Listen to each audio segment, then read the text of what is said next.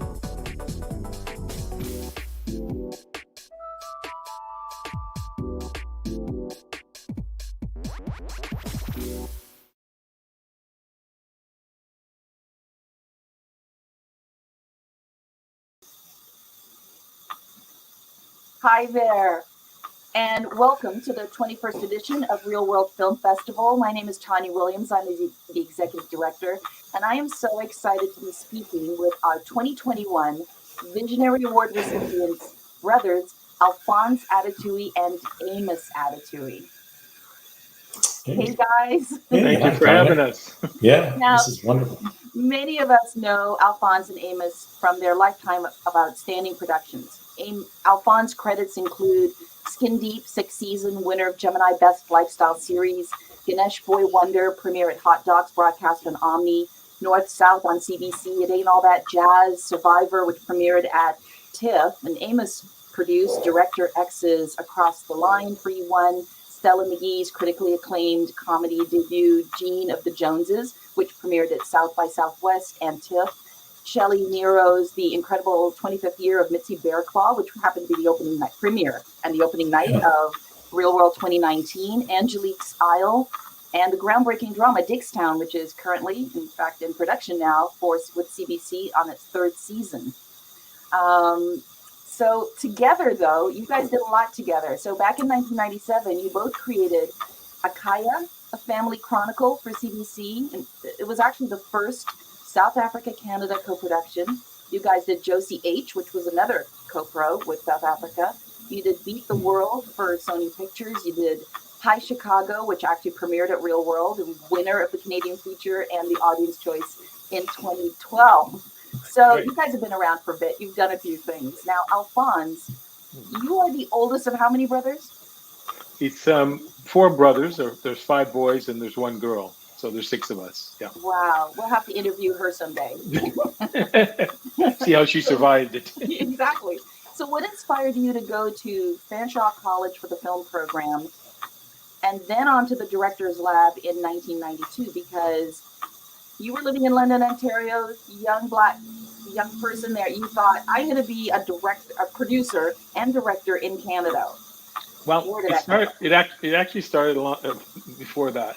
It started in Sudbury, where we grew up, and it started in our high school, which was Sudbury Secondary School. And we had an amazing teacher. His name was Jack Smith, and he actually taught all of us, taught Amos and I and Rob and Tom, who were all in the business. And we had a film course, a TV, a photography course, and we were all doing little films and even doing a cable TV show when we were in high school. So then some of the graduates of our high school came back from this college in London and showed their films, and they were remarkable films. And I said, that's where I want to go, where I can kind of get my hands on that kind of equipment and that kind of teaching to be able to do a film as soon as possible. So that's what kind of led me to that course. Yeah. Now, what was it like being at the Canadian Film Centre? Because it would have only been around 4 years at that point. So that was still in the early stages of CFC. It was like only by invitation. So it was like, okay, who do you have to call to get the invitation? It was a really difficult time because they were not taking too many people, and they were taking people who had done something already usually. But there was also at that time a real desire to bring people of color into the program. So that was great. It started around that time with Wayne Clarkson really pushing for that, and others. Of course, Norman Jewison himself. Right. So it was a great time. Yeah. No, I love that. Now, Amos, I'm going to go over to you because you were completely on a music track. You know, you were at McMaster University, and then you also went to Fanshawe. You got degrees in music. Then you decided to go up to Toronto there and start an advertising company on your own. Like, tell me how, first of all, how'd you get on that journey? And then I'll ask you how you got into being producer now. Well, yeah, I mean, I share the similar story with Alfons. As he said, had experience in high school. Alfons actually dragged us out to that high school that he's talking about, and that teacher said, "This is amazing. You guys got to come over here." So we all went from the school we were going to the same school he was at, and yeah, we all bit the bug right there. Got involved in video and production, but I leaned into music way back because I was playing music and stuff. So that's where I took the whole creative kind of flow 4 years, and ended up in, like you say, Fanshawe College. Got out of there in music production, so I knew how to engineer and stuff like that. And I was working for an ad agency north. Left that, started my own with a partner. And one of the first video things we did was actually Alfons, if you recall, it was some industrial video. He said, "Hey, can you do this?" And I said, "Hey, sure, let's do this together." So it was neat. And then Alfons, I think you called me down to Toronto. I was up in Northern Ontario. We're originally from Sudbury, and we worked on the racial. What was the very first thing we did was. Well, we did Color of the Spots, looking at the diversity in film, or the lack of in film and television. And what year was that? Yeah, that was. That's going to date us. I don't know. What year was that? You're already dated. This is the digital age. People know your blood type.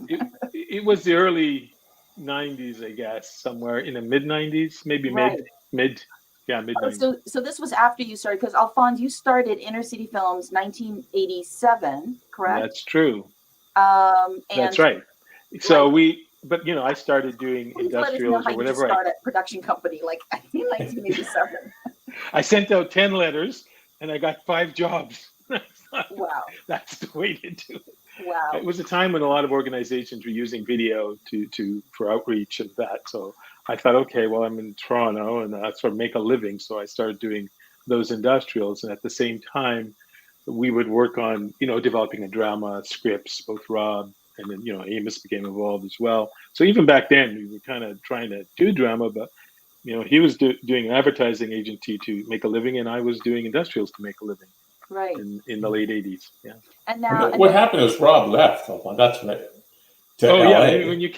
Yeah. So they were working together for years. I was dabbling with them, and then Rob leaves to LA, and then Alfons is like, "Hey, come on, I have an opening." There's a slot. I had to bring another brother. That's what happened. So one way, and then Amos. I left Sudbury. I moved down to Toronto and joined Inner City officially. Oh, that's fantastic. Now, what did you think, Amos, about the whole screen industry and the production business? Because this was new for you. Yeah, because I was more into music and that, and Alfons was heavy into diverse Black projects and stuff, and I was and you already started the Black Film Video Network, and so I was like, oh my God, so this is a thing, And in small town Sudbury, sure you've got issues to deal with, racial issues, but they're just so amplified in Toronto, so it was like huge eye opener. Like I got it right off the bat. Oh, this is why you've been pursuing all these projects and trying to lend a voice, to Black stories. It's like, wow. No, I love that. So that was really the impetus. You guys got together with a group of other people as well, and that's what founded the Black Film Video Network. Yeah, I mean, it was founded by a number of people, you Yeah. know, Grace Lawrence, Clara Prado, Cameron Bailey. Well, there's many, Lana Lovell. There's about 8 or 10 people that were involved Right. in the initial meeting in a basement. When we said, okay, Karen King is another, just coming back to me, all the different names. But when we decided that we had to do something to increase representation, and we had to kind of band together.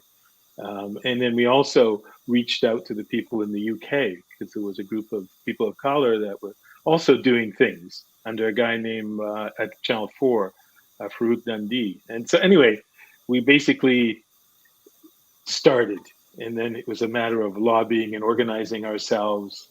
And it grew, they grew up to about 350 people at one time. Yeah, no, it was an amazing organization. What I love though is you guys saw the challenges, you guys saw the barriers, and you just decided we got to just create our own. We're creating our own production company. We're gonna, create this whole organization, Black Film Video Network, and all of that led to you came up with the idea and co-founded that. It was for producers, wasn't it? That was in 2005, I think. 2004, the Canadian Diversity Producers Association. Right. I don't think a lot of people know about that. So it's almost like the CMPA, the Canadian Media Producers Association, but you did it for racially diverse people, and that was back in 2004. Yeah, I mean, Amos spearheaded that. So, I mean, well, together with Paul De Silva, we felt that let's broaden the tent and let's reach out to all producers that are diverse. And I think we gave it a good shot. I mean, to be honest, I don't know how successful we were ultimately. I mean, that led us into a lot of different relationships. And I think it's just an awareness for a lot of people who joined the group, and we're trying to keep it going. The things were certainly shifting at the time, whether the focus, and this is the funding agency's part, where they'd be either focused on Black or Indigenous or Asian. It was like, well, they couldn't get their head around this thing, so it was difficult to move forward. But out of that, we did eventually, because we had a great relationship with Paul De Silva, is start up the Canada One initiative, that broadcast license that we went for. That was like 2 years of our lives, I think, in trying to get that channel up and running. And that would have been fantastic if that had gotten launched. But all the things you did were successful because you were planting seeds, because other people were also seeing those things and running and developing things from them, because there was really nothing. There was like, there was an emptiness. Real World started in 2000, but it was, and then University started around the same. So I think there was a collective push in the late 90s, in particular, the early 2000s, where a whole bunch of us were saying, we're tired of this. There's got to be change. So you were a success because all those were parts of that puzzle. Well, I think you were also doing that even before that, because I remember when I did my very first film, which was Survivors, and that was sort of 94, 95. And I remember you hearing about it and calling me and say, okay, I'm going to come with you to TIFF. And I just wanted to go to TIFF and watch my movie with a lot of people. Right. And you kind of were pointing out the fact that of the marketing and all of those things. Yeah. And so I just went with you. And of course, all the cameras came to you because your position in the TV series that you were in. And so there was a lot of attention. And then you just simply introduced me to all that press. Said, hey, this guy has this film. So run. And so then I got a taste of what it was to market. And so you've been doing Real World for a long time before that, single-handedly. But as you say that, I hung the banner in 2000, but from 1977, wherever I went, I tried to drag some people and sort of push them out, because it all helps of it. It's a synergy. It all helps all of us. When one rises, you bring the others, and they rise and they bring more. But what I loved about the Canadian Diversity Producers Association, you were one of the first people to start collecting data. No one was collecting any data to that point. And, for the young people listening out there right now who are just starting data collection, they need to go back and get some of that data that you guys collected, because that's useful now too, that data that you collected back then, 2004. Well, yeah, and we collected that through the Diversity Association, and also with the Canada One, which had some funding from CBC was a part of that launch. So was DHX Media. So we had literally a couple $100,000 to do proper studies. And it was, some of the stuff was shocking. I mean, producer, writer, director, actor, only actor was anywhere close to the population at large. The producer, writer, director, these are all, very low single digits, like 2%. I'm talking about government-funded productions at the time when we did these studies. It was like shocking. And still, we didn't get the license from the CRTC at the end of the day. They said that this will all be corrected in about 5 years from now. So there's no real need to launch a channel that's focused on having two of those four categories being diverse. That was the 2 out of 4 get you in the door for this network. We thought it was a very simple premise. No, it's going to be solved. That would have been solved in what, 2005, 2010? When was that?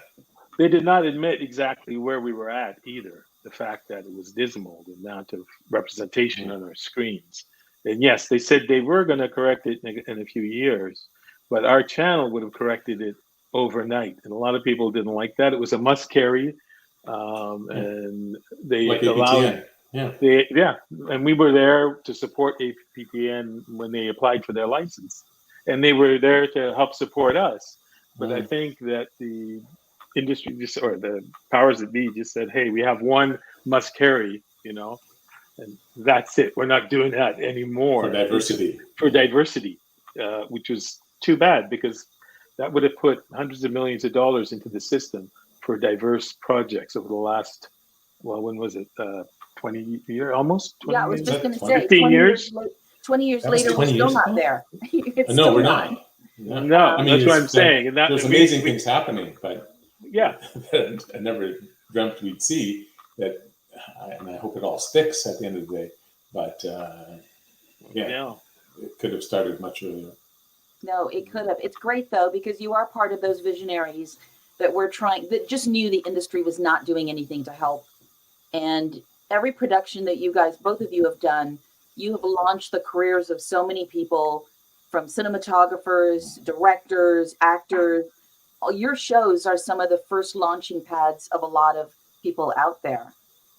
Mm-hmm. That feels good to hear. Feels good to hear. That was the plan when Amos and I finally, when they said, here's the money, make a show. And then we sat there and said, okay, with our line producer. I remember that. And we said, okay, let's hire people of color, number one choice. And so that was his job. And second, let's also hire women. So if we can't find just people of color, let's hire women. I don't know how we came up with that, but we realized there was a need. And we just thought, hey, since we now have the money and we have the stage to be able to do this show, this is what we've been fighting for, and that's what we did. The only difference between then and now is, like I was mentioning, there wasn't the word BIPOC, but otherwise we pushed hard and we hired a lot of people. Yeah, and there was no social media. No, there was no social media. No, it was barely internet. No, I know. Yeah. We hired, there was a lot of people that we worked with over the time that have done really well. Some of the people we worked with were Jennifer Holness, who's just doing amazing stuff. Suds also worked with us. Marva Olivier, I'm just thinking of some of the people. Ricardo Diaz, who's a DOP. Chernold Edwards, she's doing amazing. Yeah. Now, how did you think of the whole South Africa thing? Because for a long time, no people of color were accessing any of that co-production funds that was from Telefilm. There wasn't anything that was being promoted. It was all white producers that were accessing all of this. And you guys, how did that come about? Like, we're going to make something in South Africa. Well, there wasn't even a deal. There wasn't even a treaty at the time with South Africa. There was no treaty, and it was all about story, really. And one of the partners that we eventually had in this was Clarence Hamilton. He's a South African, and he was one of the youngest detainees in South Africa. Anyway, he came to Canada and educated in Canada later and married a Canadian. And he told a wonderful story of growing up under apartheid. And so, he went back home to write this series. And then we basically presented the series to CBC, and they loved the idea, and so they said, let's go ahead with this, which was great, except CBC had to have 100% Canadian in prime time. And as you know, a co-pro is recognized as being both 100% Canadian and 100% the co-pro country. In our case, it was South Africa, except there was none. So they promptly sent me, and with help of the ministry that was trying to get the co-pro together, and said, okay, this needs to be a co-pro. And Amos just told me, it was marching order. If this is not a co-pro, there's no drama series for GEC. And so I went to South Africa, to Pretoria, and the powers that be said, well, what would you like to do? And I said, well, we'd like to have a co-pro in South Africa. And he says, no, we want to do a co-pro with Canada, but after we sign with France, because France has done so much work over there. Right. And basically I said, well, we have both. None of your official languages are French. And they said, well, that's true. And they said, Canada has both your official language, one of them, which is English, and we have French. And the co-pro company is going to be a company owned by Black Canadians, and they wanted to promote previously disenfranchised peoples. That was important to them. So they went ahead and signed that day, because they said, well, what do you want to do today? And I said, well, we could sign the treaty. They said, you sound American. No. And then I said, okay, we have an ad hoc treaty, Amos. And Amos said, no, I'll take that's it. not going to work. It can't be which is the rules for now, but then we'll do a treaty. So Right. they said, no, whatever is established in this, the show you're doing has to be the treaty, has to be the elements of the treaty that we're going to rectify. And so eventually, over those faxes back and forth, and it was different time zone in Canada, but by the end of the night, we had a co-pro TV, and we were able to go forward.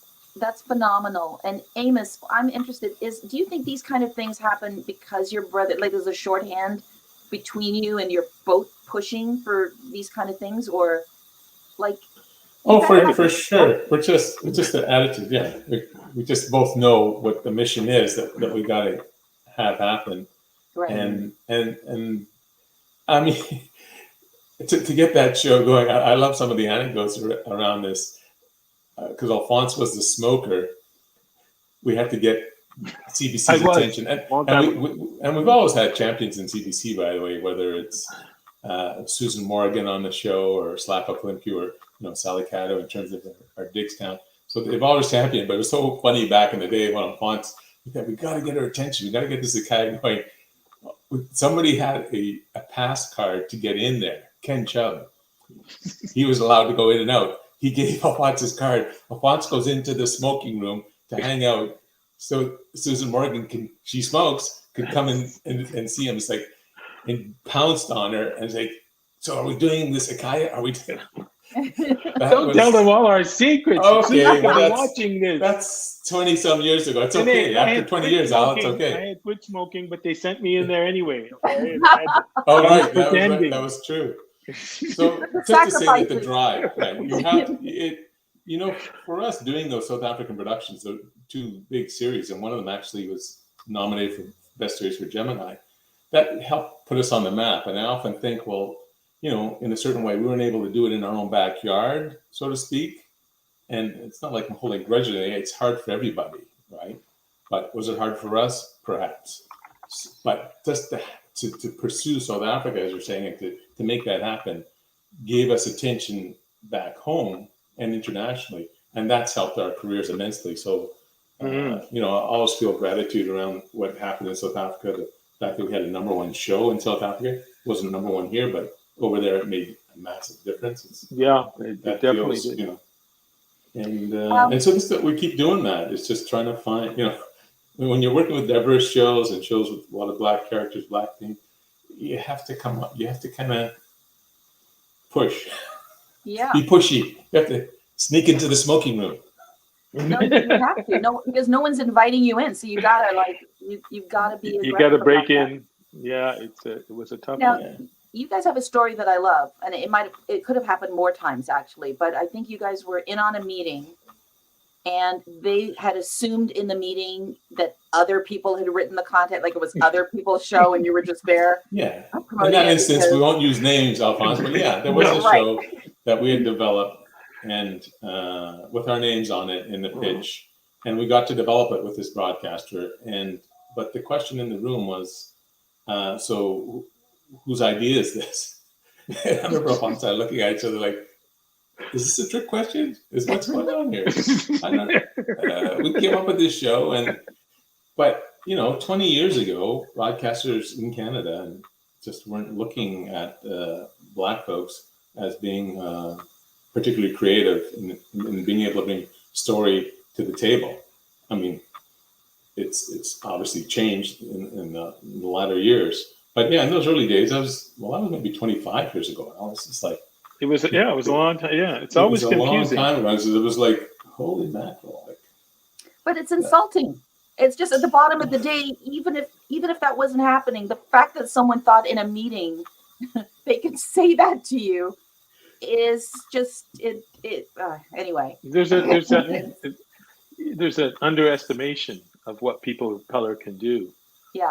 I remember bringing some of the South Africans to meetings, and because we were trying to do this show, and they were backing us, with the finance, and so they came over here to meet. And I remember one of them said, I wouldn't say who broadcast, but just meeting, and they asked, well, how much money do you have, for your division to put into media, and they thought they heard 40 million. Right? And they thought, wow, that's a lot of money you have for that. And he looked at, this was a South African guy who was in charge of this fund. And he said, no, 400 million. So there was just unbelief that Black people could have this kind of power, that they had to invest. And this is happening, all over. And now it's even more. I mean, more people of color with that kind of power and influence. So hopefully, it'll finally be recognized, that there were these funds and people could finance and put together. I mean, how much in financing have we put together? It's been quite a lot. $1 billion worth. But I'm going to take this opportunity. Someone has asked a question, so I want to pass that. What do you feel is the most important work that needs to be done to further advance diversity and equity in the Canadian film and television? Is there a specific area that you see as an opportunity today? And either one of you, like what? That's an excellent question, because on a lot of different sides, there's a lot of diversity, whether it's the writing, producing, directing.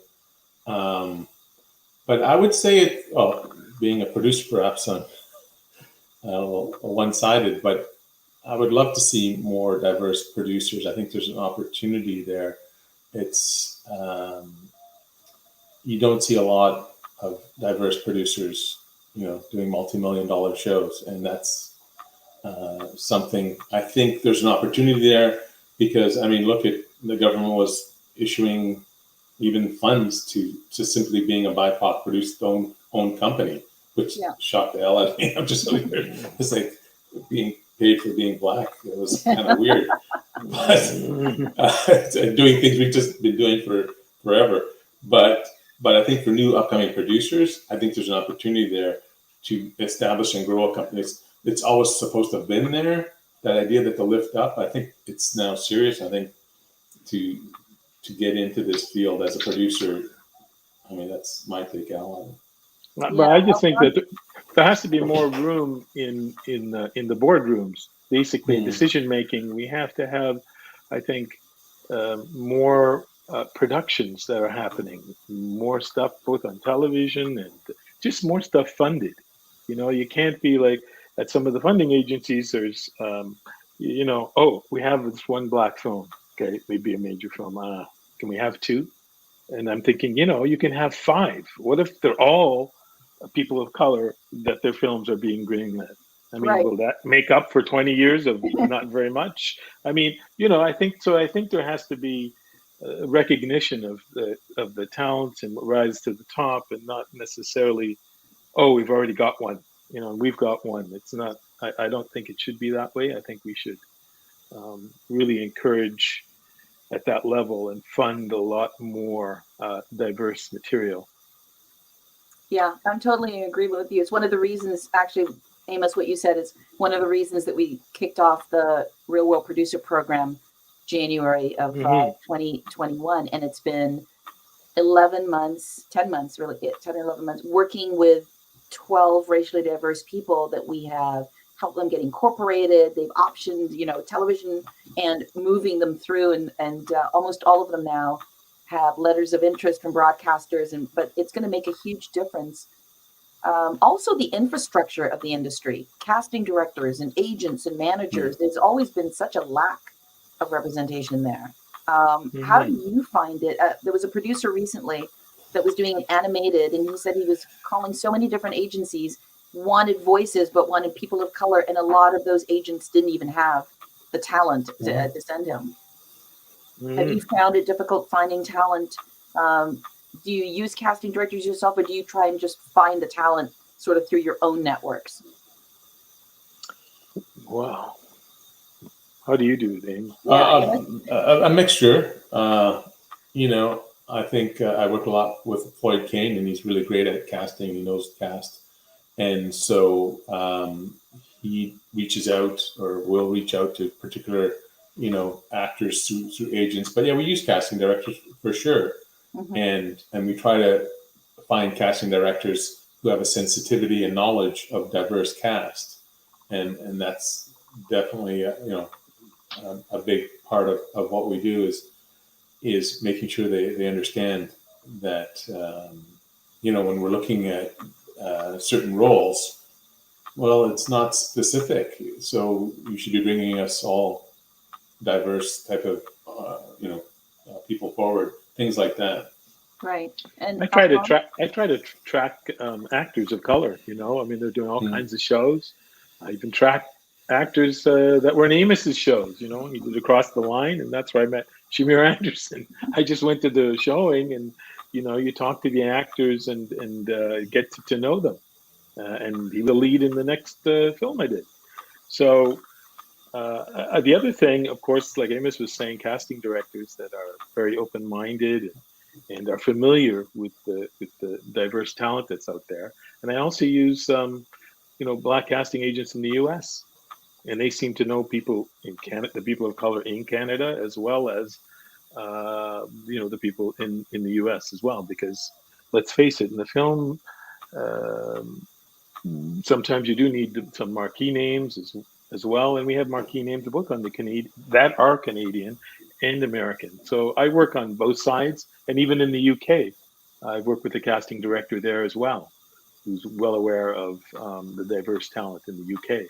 So I think you really got to spread out to those markets. I would say UK, US, and Canada. Really kind of be aware, because it's just a wonderful group and a really large group of actors. And of course, you go to Access Real World's database. Of course, that's the first. That's just a given. The first place, which I think I'm on there too. So that's the first place you would go, and just out from there to know all of the people in the different markets. One of the things that's great to let you know also is we're actually launching something in January. We got funding where we're actually going to be training over the next 3.5 years, Black casting directors, agents, Black agents, and Black managers through a very specific fund. And I think that is going to make a huge difference when they are tracking that talent for you. That's their jobs, and putting all those people front and center. That's amazing. Very valuable. Yeah. Yeah, those are aspects of the industry. Now, Amos, talk a little bit about what it's been like doing Dickstown it's Nova Scotia, and getting the diverse talent you need there and the crew. What has that journey's been like? Because this is your third season now, right? Third season, yes. And, it's challenging. And it has been, because like Alfons said, from day one, it's always been the remit that when we're crewing up, and when we're hiring even corporately, we look at who's diverse that could come forward. So when we're doing something internal, it's fine. But when you're starting to deal with other people who are kind of decision makers and keys and teams and production, it is a challenge. And I don't want to step on too many toes out there, but because there's some who put in effort and some who don't. And the message we try to get across on Digstown is that if you're not going to put an effort in that, then don't come to the party. If you cannot figure out how to bring diversity to your team, your particular department, and when you're talking about a large show like that, these departments can be 6-7 people deep. There's so yeah, it's a bit challenging in Halifax, but we were quite happy that this season around, I think we had 15 diverse people on the crew. So for us, for Floyd and I, that was a major improvement from the first 2 seasons, which were under 10, let's just say. Well, it's kind of the, if you will build it, they will come. The fact that you had the production created the need, that increases. And you have to show people that you can make a livelihood. The challenge, I think, for diverse crew on the crew side is they get, okay, what if another production is not so open, not progressive, and they just go back to we'll just hire the folks we know and that kind of thing. How do you make a living that way? So there needs to be a major shift, and we try, with a show like Digstown, just to have the conversations with everybody, to try and lift everybody up and realize that there's great opportunity here to bring in new talent to production, and it's working to a degree, but there's still more work to be done. I love that. And Alfons, you're actually, have you wrapped, or you're in the middle of shooting a Christmas movie right now? I've wrapped, just doing some ADR, film that we're doing called Miracle in Motor City. Christmas. Christmas, yeah, I know, Christmas in August. But in September, and it's October. Well, we're almost finished now. We're just doing some ADR. And how was that finding? Was it Ontario? Where did you shoot? I shot in Hamilton and Detroit, but that's a whole different situation because I was director for hire, so it's other producers, and I'm doing some more of that because I just enjoy directing, right, for whoever. But I also like working with Smokey Robinson, which he was on that show. One of the reasons I took that job was to work with him, and he was great. But on my last show, which was a romantic comedy called Love Chat, again, we, it's not easy finding. Was that South Africa as well? It was South Africa, yeah. Co-pro in South Africa. It was a lot easier finding, obviously, people of color in South Africa, but not always so. Because I remember when Amos and I did some of our first things. They said there's just no way you can hire, Black people in South Africa to make a film, and our mandate was between us and our partners, which was Clara Hamilton and those guys in South Africa, which are co-producers, was 95% Black crew, and the people over there that were funding, everybody kind of laughed at us. Insane. But they pointed out to us that there were so many people that were not keys, but just under the key, but they should have been keys 5-10 years ago. They were never. And they were telling us the riches of all of these people, if we could give them a chance.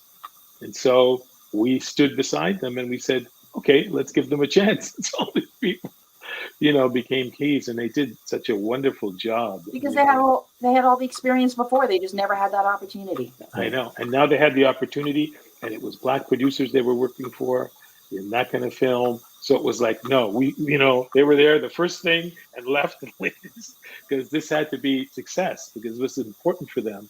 And I think the same thing when we did things here, basically it was important for the people of color and the women that we, were hiring at the time to do boom operator. It was a woman in one of our shows, and there wasn't too many female boom operators.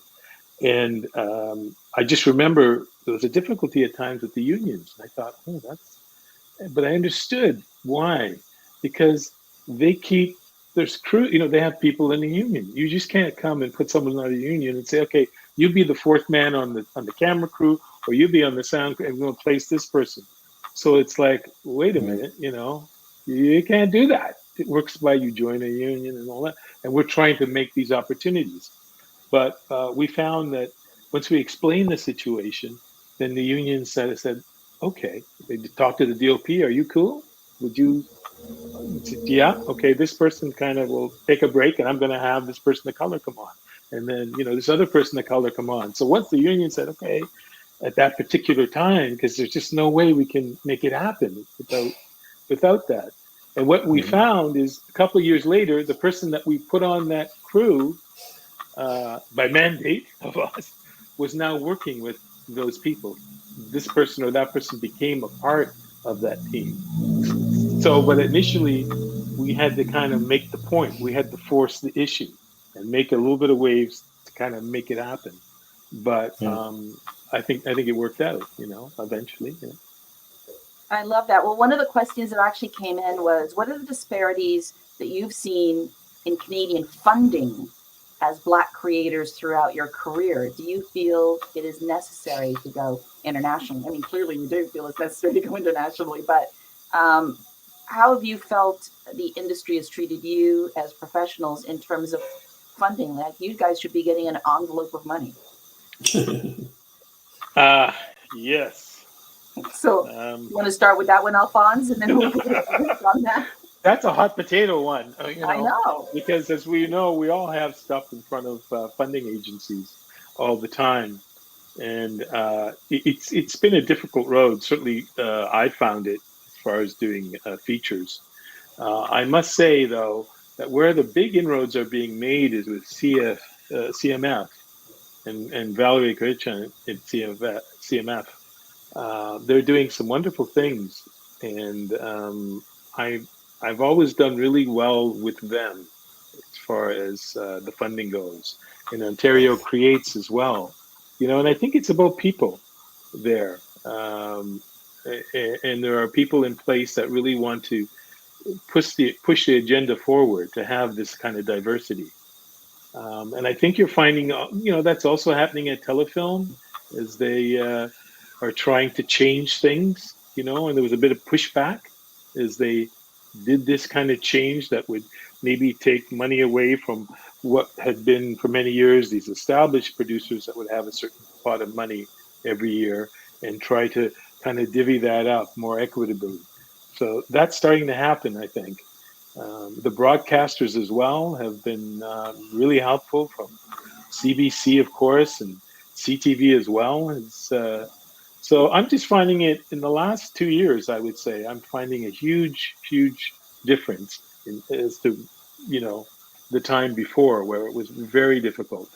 So there's a lot more, open minds out there, and there's a lot more putting their money where their mouth is as far as putting money into the hands of diverse producers, and director producers, and writers.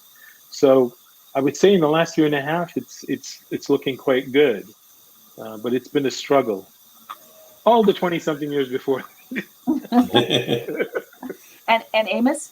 Yeah, I mean, I would agree. I mean, early days was very difficult to get funding, but I mean, it's hard. So, it's fine. I'm a Black producer, so that's obviously part of my makeup when I'm in front of a funding agency. And what level of impact does that have on whether or not I get funding? I have a hard time discerning that. It's definitely an impact, but the thing is, as Fon says, early days it was very difficult to get any kind of funding. But at the same time, I mean, we did the $10 million feature film with Rob, a dance film with $3 million from Telefilm, and the Stella McGee's movie is supported by Telefilm, and Dan Lyons stepped up there, and there's it's Ibericua, indigenous film, so, and Angelique's Isle, so all these films, but I don't know, so lately it's been fine, I think, and of course Digstown, which is successful now in season 3. I think the difficulty I've always found is that, the question is disparities in Canadian funding is in the development side. It's that idea of, are they developing the project simply because it's a BIPOC project? That's the hard time I find. You don't know if that's what it is, but I think that's changing. I think there is a real interest in not just developing BIPOC projects in feature and television, but to moving them on through to production. But that was certainly a thing back in the day. Alfons, I don't know if you agree, but I remember one broadcaster, they gave us 2 scripts for one kind of black-led series that was about a black journalist, and they offered us the 3rd script after this was like 2 years of development. It's, kept going up one, then another, and then it's like we actually turned them down. We realized, no, you're doing this most likely just to have a black project in the club. So, is that a disparity? I suppose it's not a disparity per se.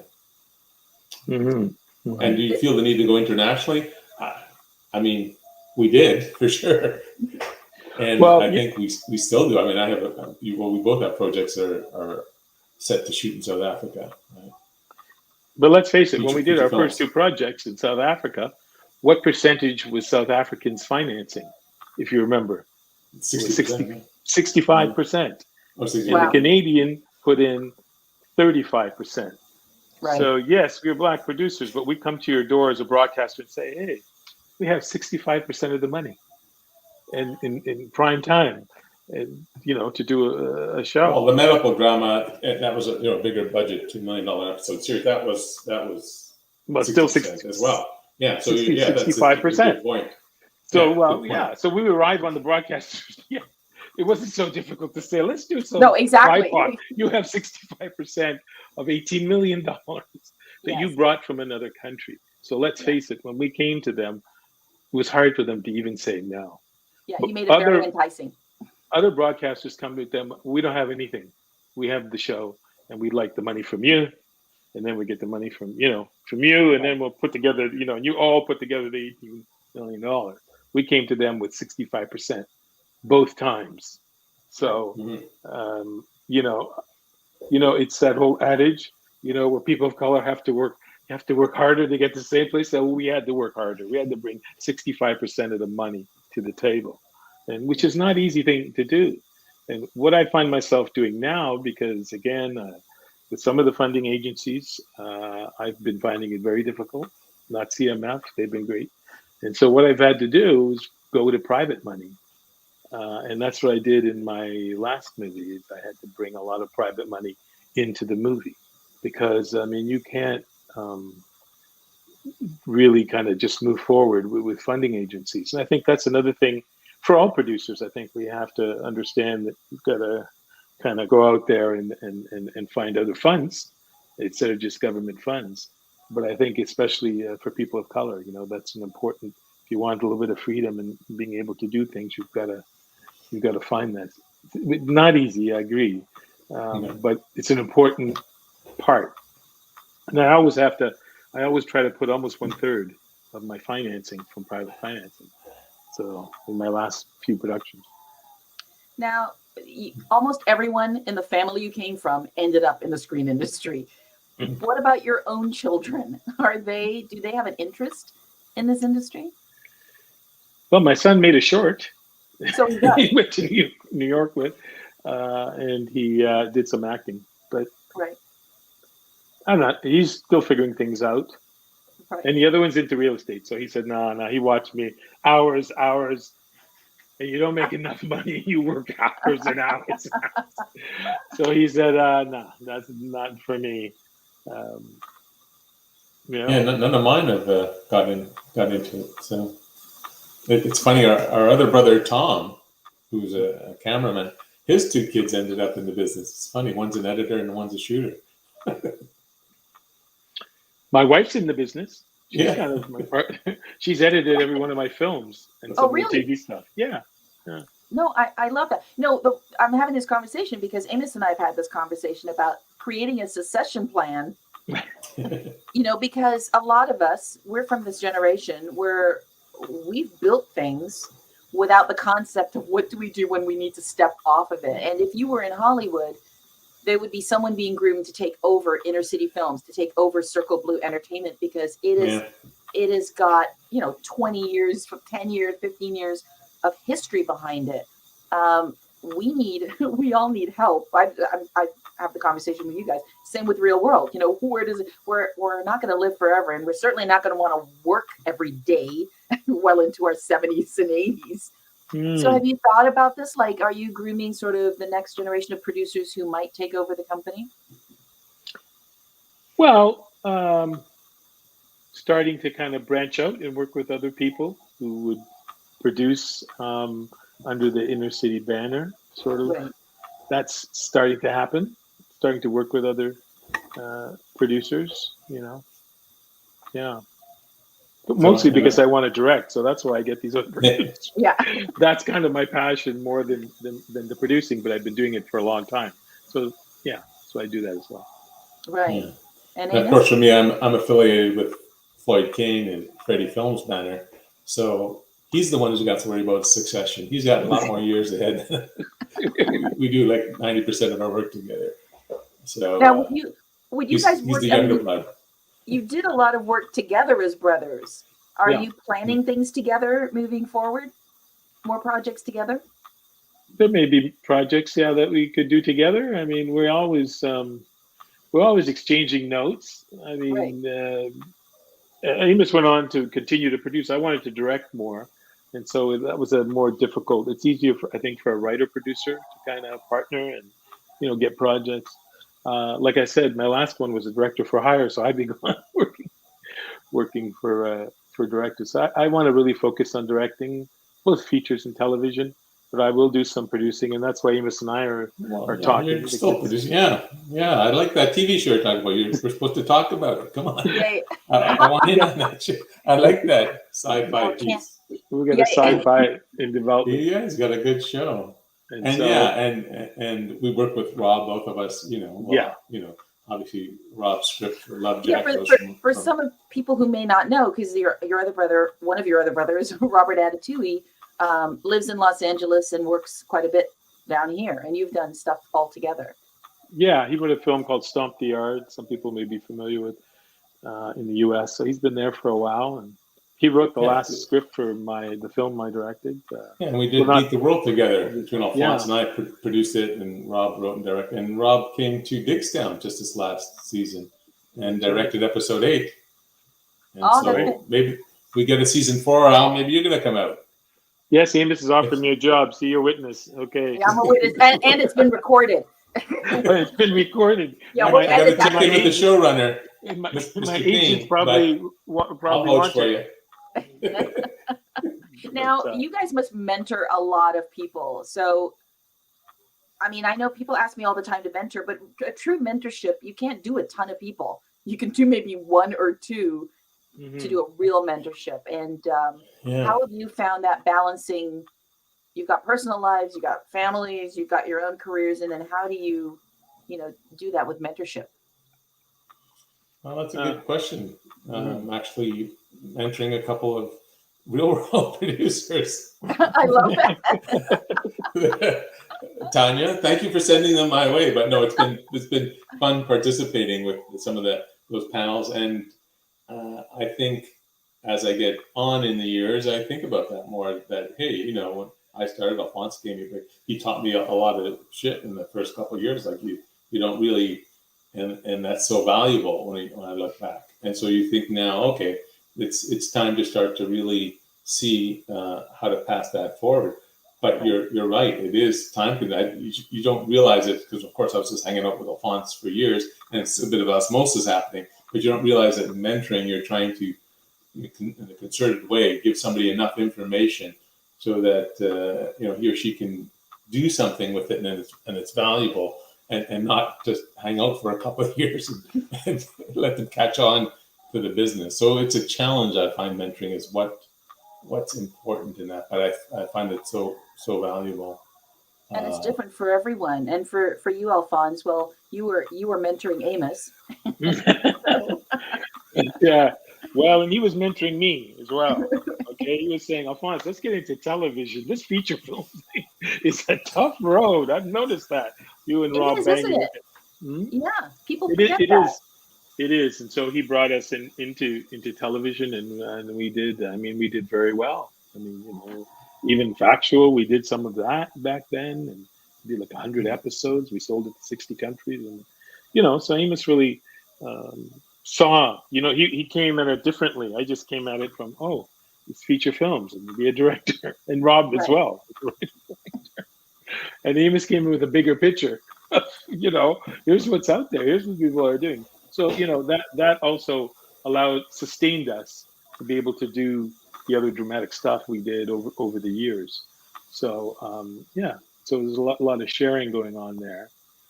I find there's opportunities to mentor people on set. I think that's also important. Having understudies as far as a director, try to say, okay, you come over. Having them a shadow, Having shadow. I had my son do that one year in South Africa when I shot the feature.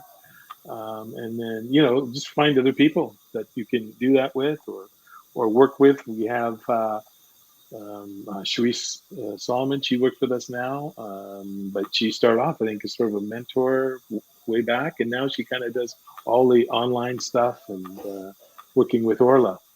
And Orla joined us how many years ago? She was, not necessarily mentoring, but she it's been over 20 years.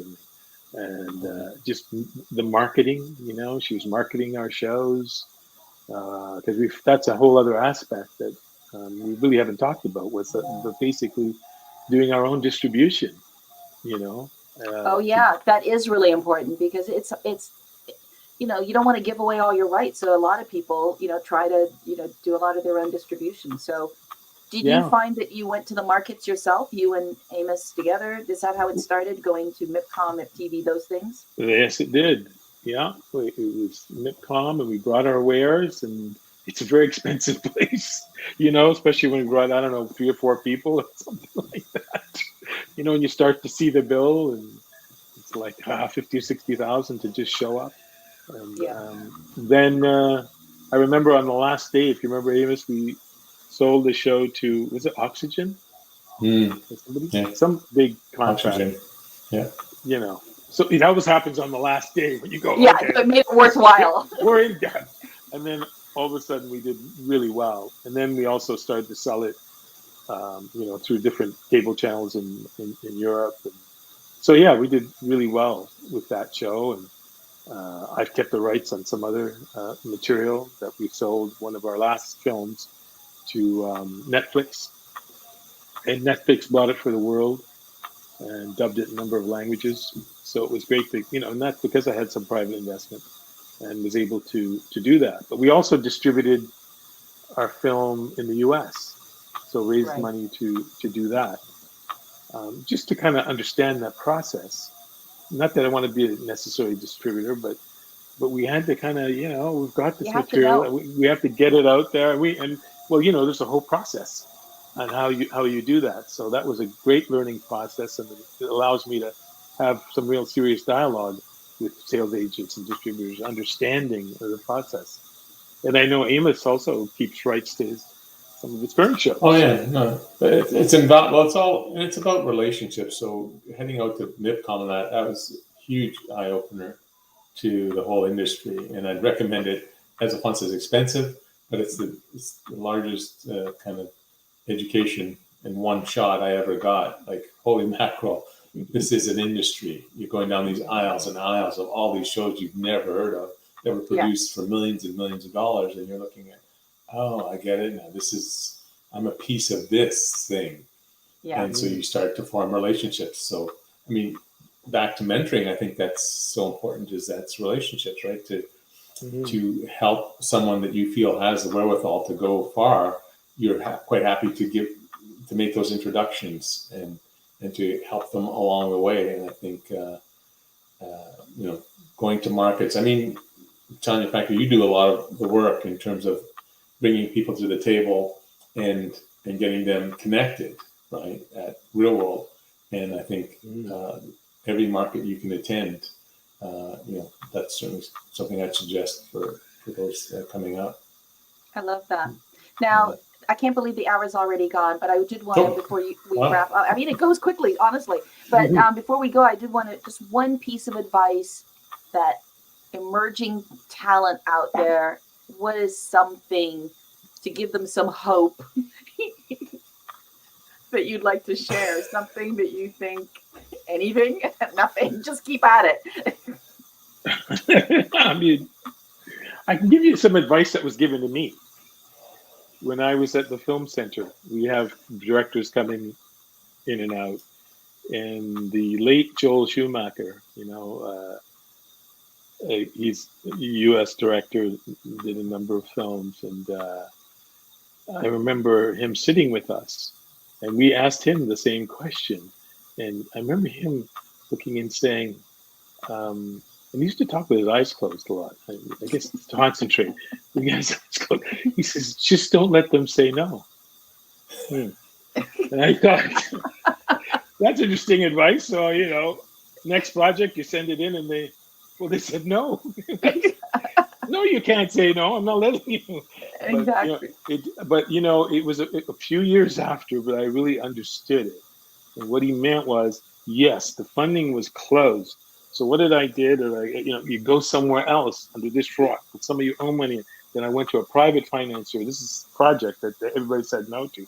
And then they said, yeah, okay, we'll put in some money. Then after they put in money, went back to the same agencies. They said, oh, okay, since you have this much now, okay, we'll say yes. That process took a while, as opposed to saying, oh, the funding agency said no. Okay, I guess that's over. Move on to the next one. You don't let them say no. You find ways to build around this corner. You go around that way. Whichever way you can, you start to build. As they say, if you build it, they will come. Well, that's actually true. Yeah. But that's what Joe meant when he said, don't let them say no. Yeah, and Amos? Yeah, I agree. In this business, tenacity is your number one weapon. So use it. That's what you got. Plus, there's more than one road to success, and people forget that. So take another road, get another path. You're going to get there. Thank you so much. Well-deserved, our 2021 Visionary recipients. Thank you so much for sharing a bit of your wisdom with us, and keep up the great work. I mean, you guys are an inspiration to all Canadians for what you've done, what you've accomplished, what you've achieved. And I personally, because I've known you guys for a long time, I really applaud you guys, and you're doing a great job. Thank you. Pleased to know you. Honored. Thank you for the recognition. Thank you for your work. And, you helped get that first film I did going at TIFF. So I really appreciate that. That was very important. Yeah. So thanks so much for this time. So welcome. And thank you all. And I hope you enjoyed our time today. And see you at Real World. Yeah. Yep.